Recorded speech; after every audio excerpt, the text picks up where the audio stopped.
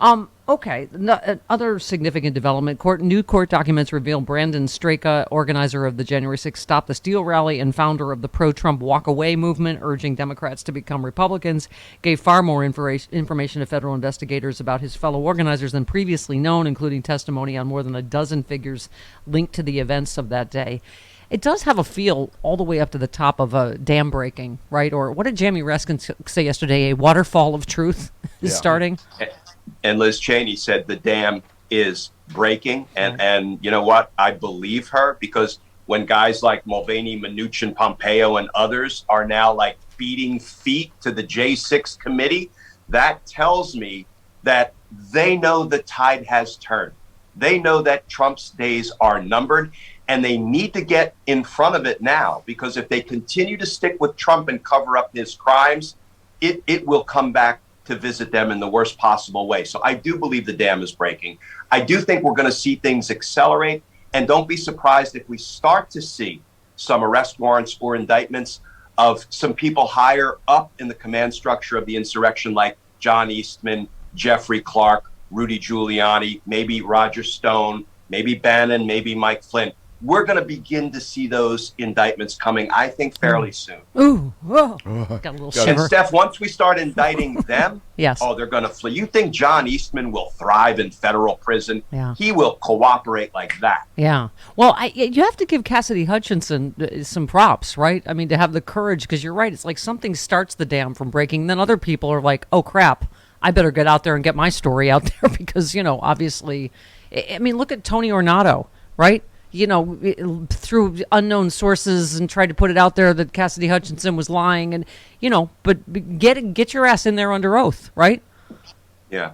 The guy who is too afraid to be placed under oath and answer questions about the insurrection, like Tony Ornato, is going to say Cassidy Hutchinson is the liar when she stood up before the whole country and the whole world and did the hard work of telling the truth about the misconduct of Trump, Mark Meadows, and others. Yeah, Tony, go away. Go away. Until you're placed under oath, I don't want to hear from you. Yeah.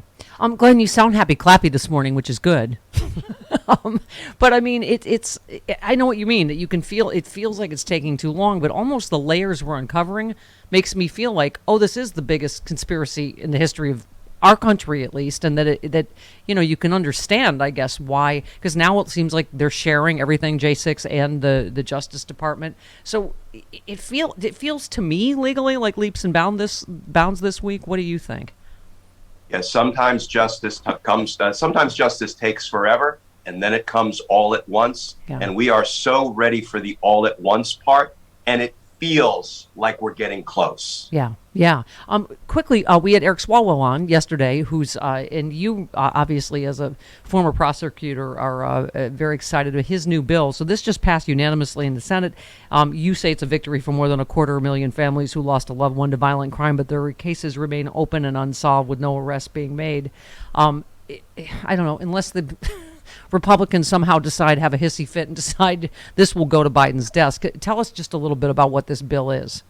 Yeah, so when I retired, I'd worked with so many homicide families with unsolved cases. There's unsolved murder cases in our country, and those families, Steph, sit by the phone every day waiting for a detective to call and say, we've got a break in your loved one's case, and those calls almost never come. So God bless Eric Swalwell. I brought this proposed bill to him a few years ago. Yeah. He let me work with his legislative director for years to make it a reality. It passed the House 3 days ago. It passed the Senate unanimously. How often do we see that? Now we're waiting for President Biden to sign it. He undoubtedly will.